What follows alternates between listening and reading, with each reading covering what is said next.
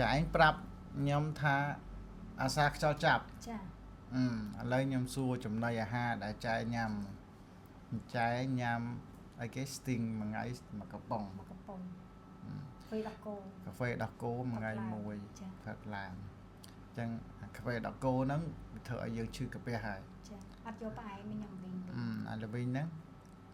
ធ្វើឲ្យយើងឈឺកាពះក៏តែអា sting ហ្នឹងវាផ្អែមអាហ្នឹងខ្លាំងជាងស្រាទៀតយល់ទៅដែលវាមានជាតិផ្អែមខ្ពស់អញ្ចឹងអាភេសជ្ជៈដែលផ្អែមហ្នឹងវាមានជាតិ glycemic index ខ្ពស់អញ្ចឹង glycemic index ហ្នឹងគឺជាតិស្ករសន្ទុះជាតិស្ករវាខ្ពស់ហ่ะពេលតែយើងញ៉ាំវាចូលមកក្នុងខ្លួនអាំងសាលីនយើងបញ្ចេញមកកាត់វាអញ្ចឹងឧទាហរណ៍យើងញ៉ាំម៉ោង7អញ្ចឹងណាបានតែ1ម៉ោងកន្លះអីអាំងសាលីនវាបញ្ចេញមកកាត់វាអស់ហើយវាឡើងទៅខ្ពស់អញ្ចឹងមកធ្លាក់មកវិញក្តឹបមកផ្លេតទៅ1ម៉ោងកន្លះអស់ពេលតែអស់អាជាតិស្ករហ្នឹងទៅមីងឃ្លានទៀតហើយយល់ណាចាឯងឃ្លានទៀតតែអត់មាន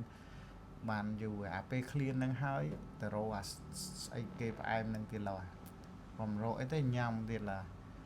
អាហ្នឹងអាពេលដែលធ្លាក់អាហ្នឹងមកវិញហ្នឹងដូចខ្យល់ចាប់អញ្ចឹង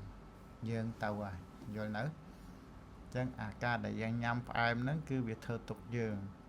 ដើម្បីកាត់អាផ្អែមផ្ដាច់អាផ្អែមហ្នឹងឲ្យបានយើងរកវិធីទី1យើងធ្លាប់តែញ៉ាំផ្អែមដល់វាអត់បានញ៉ាំរៀងវិលមុខហើយនៅស្ករវាធ្លាក់មកវិលមុខ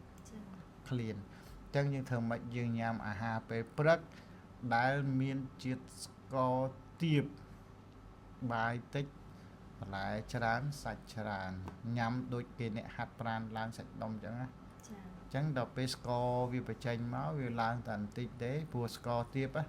ហើយវាអូសយើងឧទាហរណ៍យើងញ៉ាំម៉ោង7ម៉ោង10 2 11អីនោះបានយើង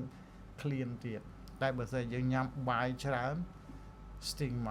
កកំប៉ុងឬអាផ្អែមមកកំប៉ុងហ្នឹងជាតិស្ករវាឡើងខ្ពស់អញ្ចឹងទៅពេលធ្លាក់មកវិញលឿនយើងឃ្លានទៀតហ្នឹងធ្វើឲ្យយើងឈឺ